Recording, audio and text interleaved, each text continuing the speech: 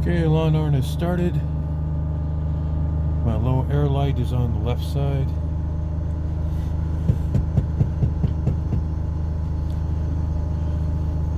Moment of truth. The speedo's not going to do anything because I'm not going to be moving the bus today. But check this out.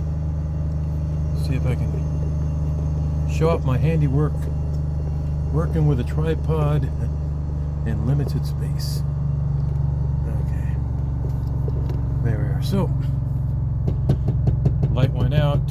I'm at 70 psi, 75 psi. Taking the RPMs up a little bit higher. Because they like to work, they don't like to idle. How hard it'd be to do a fast idle switch? That'd be something to ask my mechanic when I talk to him next. Okay, so we're up to air pressure. The bus is being good. And check this out. If I did everything right, now we know that it's showing that the trip is 0 and the mileage is 0 because, hey, hasn't gone anywhere. If I hit the marker light, I should get light. If I did that, I'm successful, and the wife will let me stay here another day. Ooh, look at that. I like the red.